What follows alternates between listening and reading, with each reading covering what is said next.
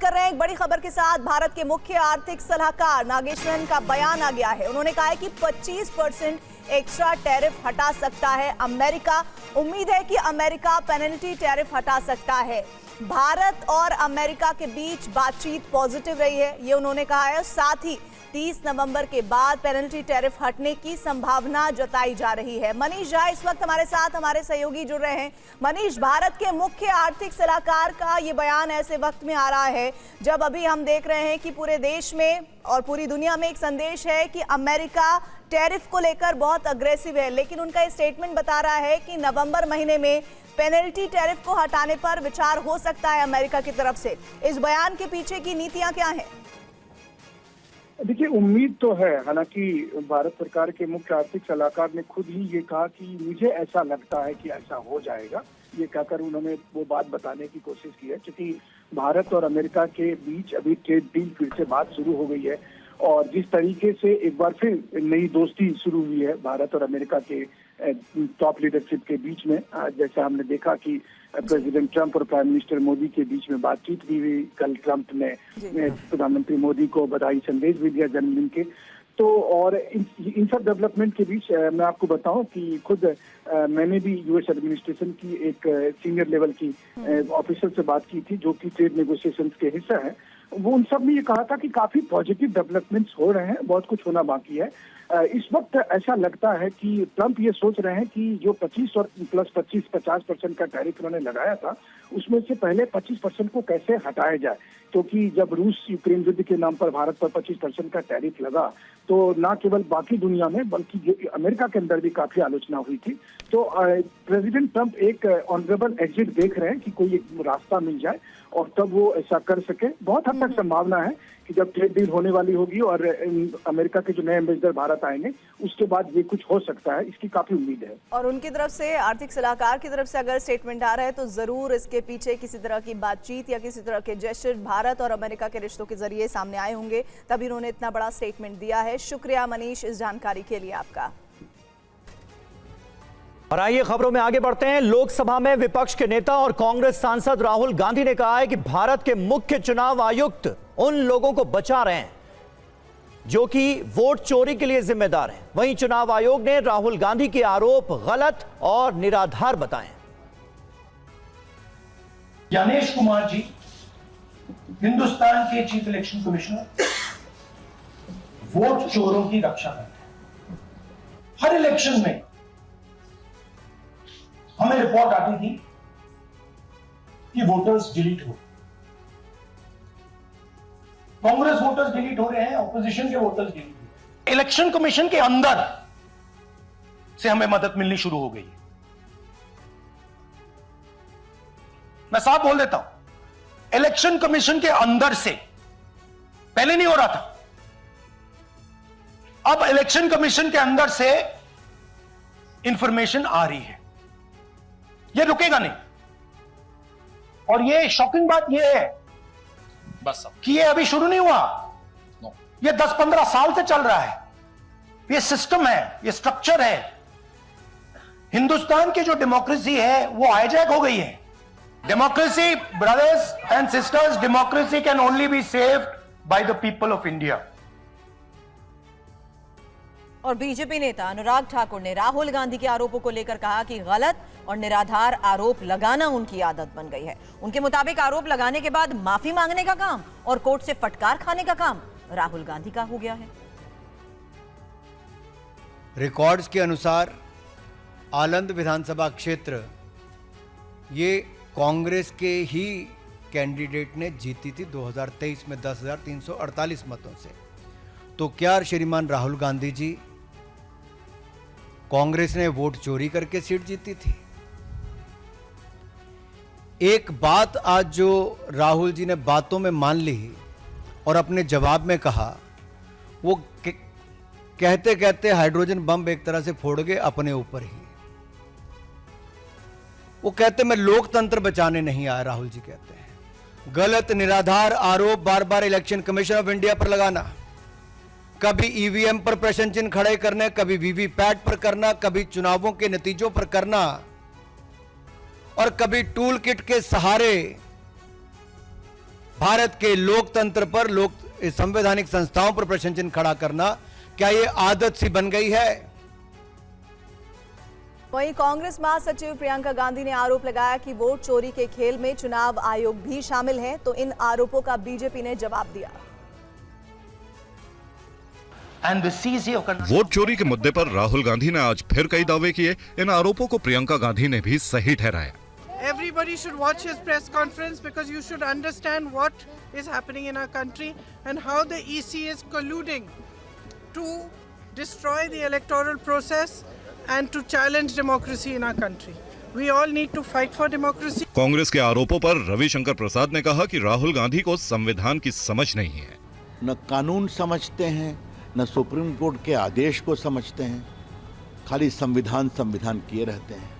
राहुल गांधी को वोट नहीं मिलता तो हम क्या करें? और उनके इस लक्षण से और इस आचरण से, जिस तरह की वो बदजुबानी करते हैं, जिस तरह से प्रधानमंत्री विपक्ष पर हमले करते हैं, देश उनको कभी नहीं वोट देगा। लेकिन जब आप विपक्ष के नेता हैं तो कुछ तो संस्कारित बनिए, कुछ तो अच्छी भाषा का प्रयोग करिए। 14 से बोल रहे हैं कि सब मोदी जी की जीत फर्जी है। गृह मंत्री अमित शाह ने बिहार के बेगूसराय में वोट चोरी के आरोपों का जवाब भी दिया। उन्होंने पूछा कि घुसपैठियों को पीएम मोदी बिहार से निकाल रहे हैं तो विपक्षी नेताओं के पेट में दर्द क्यों हो रहा है? लालू एंड कंपनी झूठ फैलाने में माहिर। वो कहते थे कि भाजपा सरकार आएगी तो एससी, एसटी, ओबीसी का आरक्षण चला जाएगा। चला गया क्या? लालू जी, हमारा 11 साल हुआ, चला नहीं गया है। ओबीसी को नहीं था, नीट में, जेईई में वो देने का काम हमारे नरेंद्र मोदी जी ने किया है। नरेंद्र मोदी ये झूठ फैलाते हैं कि मोदी जी आएंगे तो मतदाता सूची से नाम काट देंगे। नाम जरूर कटने वाला है, मेरी बात याद रखो। चुनाव आयोग जरूर नाम काटने वाला है, मगर भारत के नागरिकों का नहीं, घुसपैठियों का नाम काटने वाला है। राहुल गांधी ने कर्नाटक की आनंद विधानसभा में वोट चोरी के आरोप लगाए। उन्होंने दावा किया कि आनंद सीट पर हजारों मतदाताओं के नाम हटाए गए। आनंद से टीवी 9 की ग्राउंड रिपोर्ट देखिए। मैं तुम्हारे को कैसे मालूम हुआ? सर 2023 में वोटिंग अभी 2 दिन होता है, तो कभी मालूम पड़ा वोटिंग नाम डिलीट है बोल के। और क्या है? और क्या किया आप? हाँ, क्यों कार्य करते बिहार पर कार्य करते हैं हमको पूछने में, वो टाइम बोले उन्होंने वोटिंग पर कब दिया। आपका नाम क्या है? वो 2023 में कब तुम्हारा वोट डिलीट हुआ? 2023 में 2 बार वोटिंग किया तो उसके बाद से डिलीट हो गया। 2 बार वोटिंग किया था, डिलीट हो गया था। उसके बाद से मालूम नहीं पड़ा तो इनको कार्यकर्ता को बोले, उनको वो बात की। हमारे साथ और एक आदमी है। सर, वो 2023 में क्या हुआ? इसमें सूर्यकांत नाम से 12 लोगों का वोट डिलीट हुआ, कैसे हुआ, क्या हुआ उस दिन? ये क्या और राहुल गांधी ये मुद्दा उठाया बहुत सही है। 2023 में हमारे गांव का एक चुनाव के लिए वोटर लिस्ट ला के आए तो हमारा कार्यकर्ताओं का टोटल 26 लोगों का नाम लेता, डिलीट करे था। आरजेडी में सांसद संजय यादव के बढ़ते कद से लालू परिवार के अंदर तनाव बढ़ रहा है। तेज प्रताप यादव के बाद अब रोहिणी आचार्य ने भी संजय यादव की एक फोटो के जरिए कड़ी आपत्ति जताई है। आरजेडी अध्यक्ष लालू प्रसाद यादव के परिवार में सांसद संजय यादव को लेकर दरार गहराती जा रही है। संजय यादव उनके बड़े बेटे तेज प्रताप यादव के निशाने पर पहले से ही हैं। अब लालू की बेटी रोहिणी आचार्य ने भी संजय यादव को लेकर नाराजगी जताई है। उन्होंने बिहार अधिकार यात्रा के दौरान बस की फ्रंट सीट पर बैठे संजय यादव की फोटो सोशल मीडिया पर शेयर करते हुए आपत्ति जताई। उन्होंने ये सीट लालू यादव या तेजस्वी यादव की बताते हुए कहा कि फ्रंट सीट हमेशा शीर्ष के नेता या नेतृत्वकर्ता के लिए होती है। उनकी अनुपस्थिति में भी किसी को उस सीट पर नहीं बैठना चाहिए। वैसे अगर कोई अपने को शीर्ष नेतृत्व से ऊपर समझ रहा है तो बात अलग है। कुछ महीने पहले तेज प्रताप यादव ने भी सोशल मीडिया के जरिए संजय यादव पर हमला किया था। उन्होंने अपने पोस्ट में लिखा कि मेरे अर्जुन से मुझे अलग करने का सपना देखने वालों, तुम कभी अपनी साजिशों में सफल नहीं हो सकोगे। हरियाणा के रहने वाले संजय यादव पहले कई साल तेजस्वी यादव के पर्सनल सेक्रेटरी के रूप में काम कर चुके हैं। बाद में तेजस्वी ने उन्हें राज्यसभा सांसद बना दिया। और पटना में कांग्रेस ने आज एक मार्च निकाला और बीजेपी जेडीयू पर गंभीर आरोप लगाए। टीवी 9 संवाददाता आकाश वत्स की रिपोर्ट देखिए। पटना में आज कांग्रेस पार्टी ने एक मार्च निकाला। ये मार्च कांग्रेस दफ्तर से शुरू होकर बांसघाट तक आया।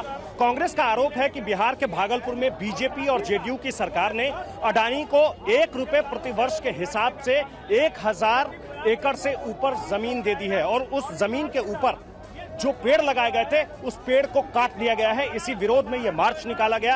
यहाँ बिहार कांग्रेस के तमाम बड़े नेता, कार्यकर्ता, समर्थक सड़क पर हैं, हाथों में झंडा लिए मोदी सरकार के खिलाफ नारेबाजी कर रहे हैं और कह रहे हैं कि जो कुछ भी हुआ है वो बहुत गलत हुआ है, वो अन्याय हुआ है, हम इसके खिलाफ हैं। इसी विरोध में हमने ये मार्च निकाला है। आप क्या कहेंगे? भाई आज हमारा जो मार्च है ये इसलिए है कि आप देखें कि हम भ्रष्टाचार के खिलाफ हमेशा रहे हैं। मोदी सरकार जो जुमलेबाजों की सरकार रही है, हमेशा जुमलेबाजी करती है कि हम करप्शन के खिलाफ हैं, लेकिन आज वोट चोरी के बाद 1050 एकड़ जमीन की चोरी भी पकड़ी गई। और यूपी के गाजीपुर में ओम प्रकाश राजभर की पार्टी के एक कार्यकर्ता को महिला कांस्टेबल ने कई थप्पड़ जड़ दिए। घटना तब हुई जब सुहेलदेव भारतीय समाज पार्टी के कार्यकर्ता पुलिस अधीक्षक कार्यालय में ज्ञापन देने पहुंचे। पूरी रिपोर्ट देखिए। पीला गमछा पहनकर थाने गए लेकिन मिले थप्पड़। ओम प्रकाश राजभर की पार्टी के कार्यकर्ता पर महिला कांस्टेबल ने थप्पड़ बरसाए। तस्वीरें यूपी के गाजीपुर की हैं। ये महिला पुलिसकर्मी सुबह सपा के इस कार्यकर्ता को कई थप्पड़ मारती हुई दिख रही है, तो बाकी कार्यकर्ता और अधिकारियों ने बीच बचाव करने की कोशिश की। इस मामले पर सीओ सदर शशांक शेखर ने कहा कि ये घटना गलतफहमी की वजह से हुई है। वीडियो के संबंध में संबंधित से वार्ता की गई। वार्ता के क्रम में ये ज्ञात हुआ कि जो भी प्रकरण वीडियो में दिख रहा है वो पक्षों के बीच में कुछ गलतफहमी हो गई थी। आपको याद होगा कि कुछ समय पहले ओम प्रकाश राजभर ने अपने कार्यकर्ताओं से पुलिस स्टेशन में पीले गमछे पहनकर जाने की अपील की थी, ये दावा करते हुए कि इससे उन्हें सम्मान मिलेगा। हालांकि राजभर की पार्टी के नेता भी इस मामले को गलतफहमी में हुई घटना बता रहे हैं। ज्ञापन देते समय जो घटना घटित हुई वह केवल गलतफहमी के कारण हुई। न तो हमारे कार्यकर्ता की कोई इस तरह की मानसिकता थी और न ही महिला कांस्टेबल के मन में किसी प्रकार की कोई दुर्भावना थी। खजुराहो मंदिर मामले में बयान पर बोले सीजेआई गवई, मैं सभी धर्मों का सम्मान करता हूं। सीजेआई गवई ने कहा कि मेरे बयान को गलत तरीके से पेश किया गया। मुझे किसी ने बताया कि मेरा बयान सोशल मीडिया पर वायरल है। विष्णु प्रतिमा स्थापित करने की मांग वाली याचिका उन्होंने खारिज की थी। दरअसल सीजेआई का ये बयान मंगलवार को खजुराहो मंदिर परिसर के एक हिस्से में भगवान विष्णु की मूर्ति को दोबारा स्थापित करने के निर्देश देने की मांग वाली याचिका को खारिज करने के कुछ दिनों बाद आया।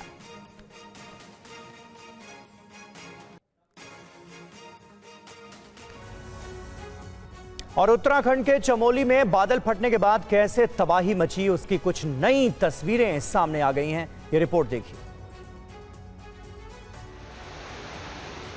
बादल फटने से 30 मकान और गौशालाएं क्षतिग्रस्त हुई हैं। तस्वीरें चमोली के नंदा नगर की हैं, जहां सुबह से रेस्क्यू ऑपरेशन जारी है। घरों की हालत को देखकर बादल फटने से हुए नुकसान का अंदाजा लगाया जा सकता है। घरों के अंदर और बाहर आपको सिर्फ और सिर्फ मलबा देखने को मिलेगा।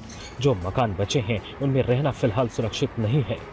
चमोली के नंदानगर में सुबह करीब 3 बजे बादल फटा, जिसके बाद सैलाब अपने साथ सब कुछ तबाह करता हुआ आगे बढ़ गया। बड़े बड़े पेड़ उखड़कर घरों पर जा गिरे। पेड़ों को काटकर हटाने का काम जारी है। नंदानगर के कुंतरी, लगाफाली, सरपानी और धुरमा वार्ड में बादल फटने की घटनाएं हुई, जिसके चपेट में आकर कई लोग अब भी लापता हैं, जिनकी तलाश जारी है। बादल फटने से रास्तों को भी नुकसान पहुंचा है, जिसके चलते हादसे वाली जगह तक पहुंचने में रेस्क्यू टीमों को काफी संघर्ष करना पड़ा। एसडीआरएफ की टीम लगभग 8 किलोमीटर पैदल चलकर घटनास्थल तक पहुंच चुकी है। सीएम धामी ने आपदा को लेकर अधिकारियों के साथ बैठक की। उत्तराखंड के चमोली में बादल फटने से भारी नुकसान हुआ। 10 लोग अभी भी लापता हैं। कितना नुकसान हुआ, 60 सेकंड की इस रिपोर्ट में देखिए। उत्तराखंड में बाढ़ बारिश के बाद तबाही का सिलसिला थमने का नाम नहीं ले रहा। एक बार फिर यहां बादल फटा है। हादसा चमोली के नंदानगर में हुआ।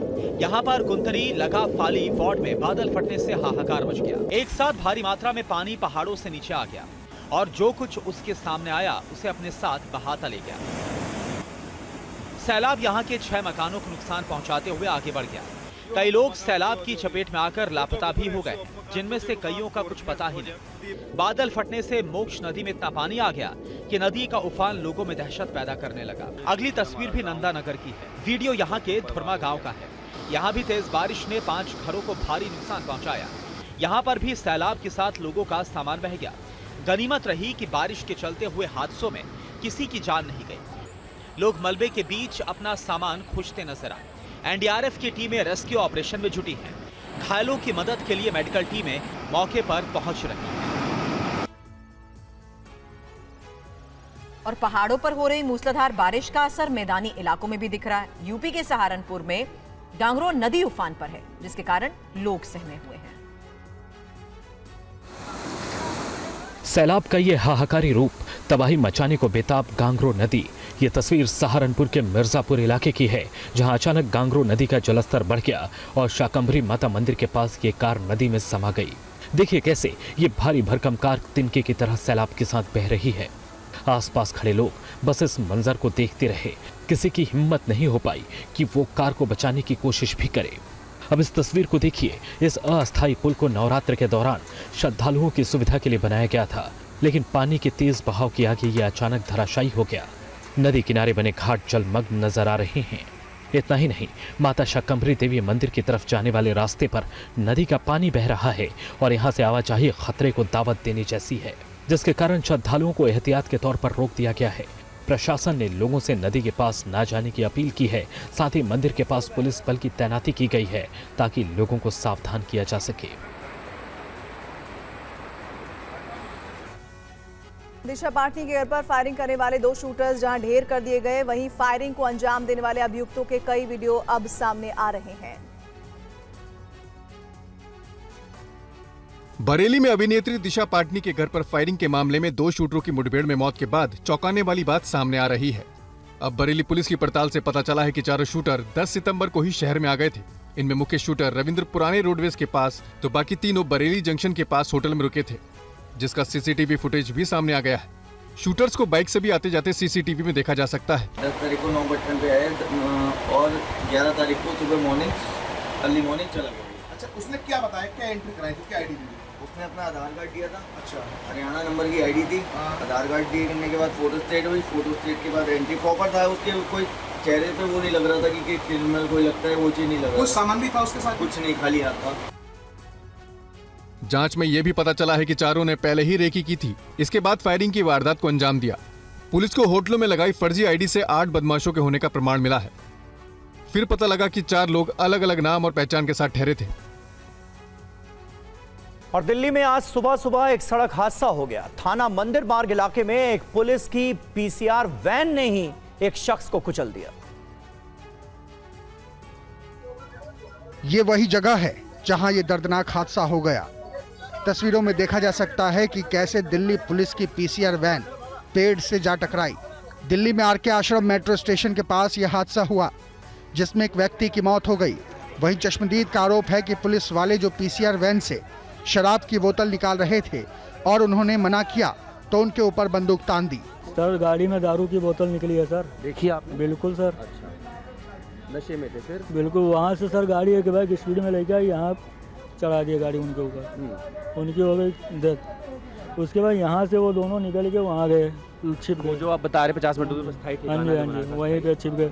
ये शराब की बोतलें यहाँ पड़ी हुई है। अब ये नहीं पता घटनास्थल से पहले की है या बाद में रखी गई है, लेकिन जो है चश्मदीद थे उनका आरोप था कि यहाँ शराब का सेवन होता था, नियमित रूप से होता था। आरोप कई और भी गंभीर लगाए जा रहे हैं, जिनकी पुलिस को जांच करनी है। और यहाँ की एसी लगा हुआ है, यहीं पर वो सोते थे। मुंबई पुणे हाईवे पर एक बेकाबू कार ने कंटेनर में टक्कर मार दी। हादसे में 2 छात्रों की मौत हो गई। इस तस्वीर को देखिए और अंदाजा लगाइए कि वो मंजर कैसा रहा होगा जिस वक्त कार ने कंटेनर में टक्कर मारी। रफ्तार इतनी तेज थी कि घटना में 2 छात्रों की मौत हो गई और 2 छात्र जिंदगी और मौत के बीच संघर्ष कर रहे हैं। दरअसल पुणे के कॉलेज में पढ़ाई करने वाले 4 छात्र लोनावाला से पुणे लौट रहे थे। तभी अचानक उनकी कार का संतुलन बिगड़ गया और पीछे से कंटेनर में जोरदार टक्कर मार दी। जैसे कार के परखच्चे उड़ गए। कंटेनर का पिछला हिस्सा भी पूरी तरह क्षतिग्रस्त हो गया। हादसे के बाद हाईवे पर अफरा तफरी मच गई। गाड़ियों की लंबी कतार लग गई। आनन फानन में घायलों को इलाज के लिए अस्पताल भेजा गया। इस हादसे में 2 छात्रों की मौत हुई तो 2 छात्र गंभीर रूप से घायल हैं। हादसे के बाद हाईवे पर दूर तक गाड़ी के शीशे बिखर गए और आवाजाही कुछ देर के लिए रोक दी गई। उधर हादसे की सूचना मिलते ही पुलिस की टीम मौके पर पहुंची और दोनों गाड़ियों को अपने कब्जे में ले लिया। हादसे की वजहों का पता लगाने के लिए जांच शुरू कर दी गई है। राजस्थान के कोटा में हथियारबंद बदमाशों ने एक रेस्टोरेंट पर धावा बोल दिया और ताबड़तोड़ फायरिंग की। क्या है मामला, जानने के लिए देखिए रिपोर्ट। मामला बाड़मेर के सदर थाना क्षेत्र का है, जहां स्कॉर्पियो में सवार होकर खेताराम अपने चचेरे भाई हरखाराम और वीरेंद्र के साथ अपने घर की ओर जा रहे थे। इसी दौरान एक दूसरे स्कॉर्पियो कार और मोटरसाइकिल पर सवार होकर आए चंपालाल और उसके साथियों ने धारदार हथियारों से दूसरी स्कॉर्पियो में सवार 3 लोगों पर हमला बोल दिया। वारदात रात करीब 10 बजे की। हमला क्यों किया गया, इसकी जानकारी फिलहाल नहीं मिल पाई है। हैरान करने वाली बात तो यह है कि हमले में शामिल एक अभियुक्त एनएसजी कमांडो था। पुलिस ने केस दर्ज कर अभियुक्तों की तलाश शुरू कर दी है। पूरी घटना हमने पूरी रात पर नाकाबंदी कराई। 2 आदमी जो संदिग्ध है अभी हमने दस्तगिरी की गई। परिवार की तरफ से एफआईआर ली जा रही, मुकदमा दर्ज करके मेडिकल बोर्ड पोस्टमार्टम करा जाए। जो भी है इसमें एक जो महत्वपूर्ण नाम आया जो चंपाराम है, जो एनएसजी कमांडो है, छुट्टी आए, उसके लिए हमने दिल्ली भी मानेसर बात की है, पूरी टीम भी भेज रहे हैं। एक ये ओम प्रकाश सारण था जो नामजद है और भी अन्य, तो इसमें पूरी कठोर कार्रवाई की जाएगी। मुलजिम को शीघ्र दस्तगिरी किया जाए। दिल्ली यूनिवर्सिटी में छात्र संघ का चुनाव हो रहा है। वोटिंग के दौरान किरोड़ीमल कॉलेज में एनएसयूआई और एबीवीपी के छात्र आपस में ही भिड़ गए। केएमसी के अंदर घुस गए हैं, जो कि सरासर गलत है। किरोड़ीमल कॉलेज में एबीवीपी और एनएसयूआई कार्यकर्ताओं के बीच तीखी झड़प हुई। एनएसयूआई और एबीवीपी के छात्र आपस में भिड़ गए। वीडियो में देखा जा सकता है कि कैसे दोनों तरफ से जमकर मारपीट की घटना को अंजाम दिया गया। इस दौरान कई छात्र जमीन पर गिर गए, कुछ छात्र झाड़ियों में छिपते नजर आए। हैरानी की बात यह है कि मारपीट के दौरान लड़कियों को भी नहीं बख्शा गया। कई लड़कियों को गंभीर चोटें आई हैं। कुछ लड़कियां तो हंगामे के बाद रोते बिलखते नजर आई।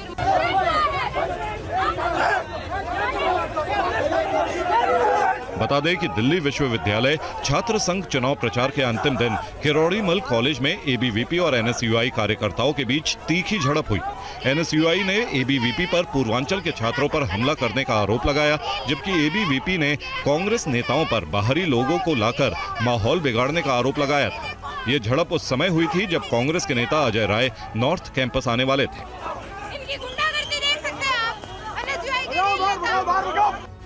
पश्चिम बंगाल के बीरभूम में पिछले कई दिनों से लापता छात्रा का शव बरामद हुआ। परिजनों ने मामले की सीबीआई जांच की भी मांग की।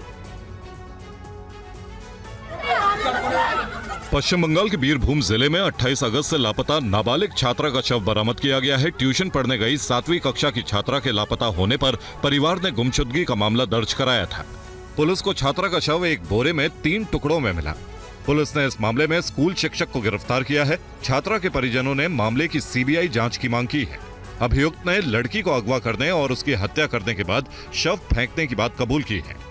पुलिस के मुताबिक शिक्षक की भूमिका पर संदेह होने के बाद उसे गिरफ्तार किया गया। पुलिस के मुताबिक छात्रा के कहने पर माता पिता ने शिक्षक के खिलाफ लड़की के साथ आपत्तिजनक हरकत करने की शिकायत दर्ज कराई थी। लड़की 28 अगस्त की सुबह स्कूल जाने के बाद से लापता थी। पुलिस इस बात की जांच भी कर रही है कि लड़की की हत्या से पहले उसके साथ रेप किया गया था या नहीं। शत विक्षत शव को मेडिकल जांच के लिए भेज दिया गया है। परिवार के वकील ने आशंका जताई है कि हत्या से पहले पीड़िता के साथ कई दिनों तक दुष्कर्म किया गया था। यूएई भारत के बीच 13वीं एफटीए बैठक चल रही है। बैठक के बीच कॉमर्स मिनिस्टर पीयूष गोयल ने बोला है कि $100 बिलियन का लक्ष्य 3 साल में पूरा हम करेंगे।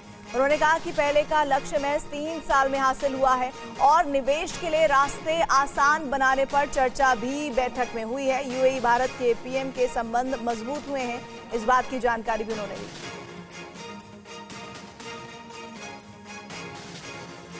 विदेश व्यापार नीति को कई देशों के साथ अहम अंजाम देने वाले वाणिज्य मंत्री पीयूष गोयल जी हमारे साथ हैं। सर, आज आबू धाबी में आपकी अहम बैठक थी विदेश व्यापार नीति को लेकर।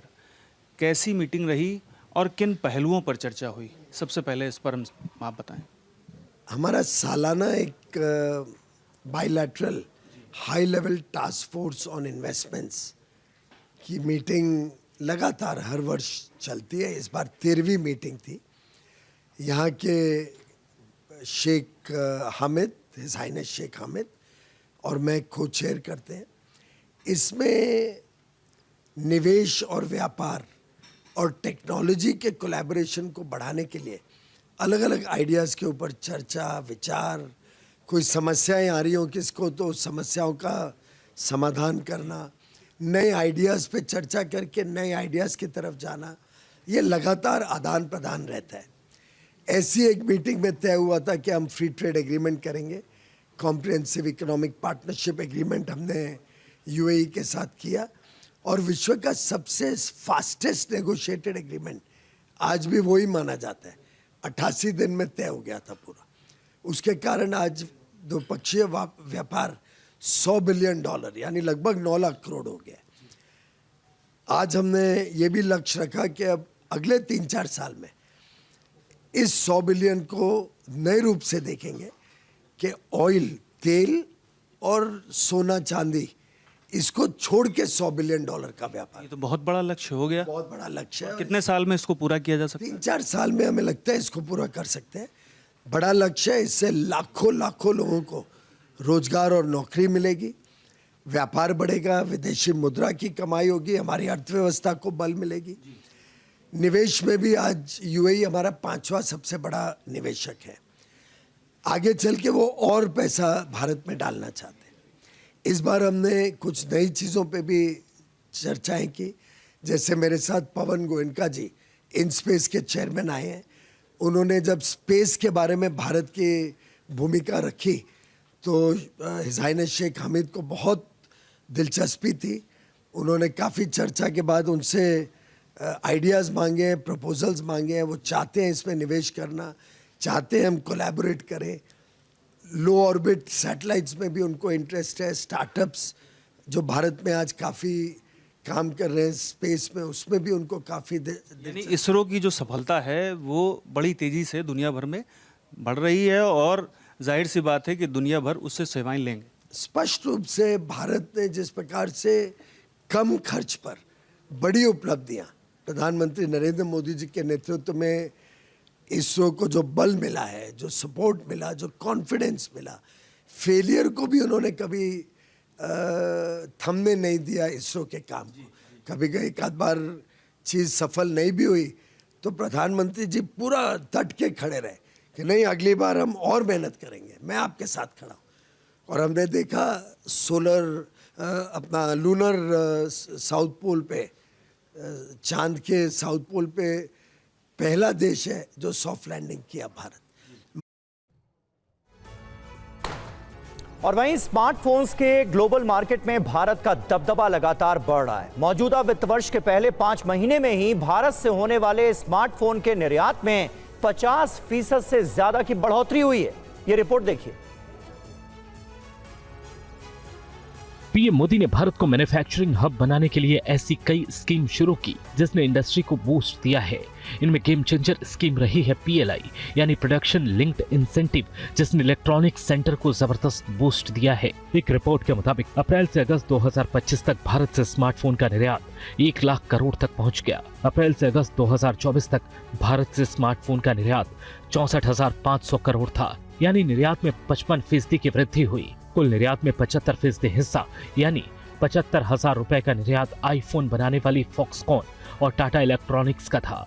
वित्तीय वर्ष 2026 की पहली तिमाही में $772 करोड़ का स्मार्टफोन निर्यात हुआ, जिसमें 78% हिस्सा एप्पल के आईफोन का था। अमेरिका के स्मार्टफोन बाजार में भारत की हिस्सेदारी बढ़ती जा रही है, जिसमें भारत में बनने वाले आईफोन का बड़ा योगदान है। अप्रैल से जून 2025 तिमाही में अमेरिका को होने वाले स्मार्टफोन निर्यात में भारत ने चीन को पछाड़ दिया।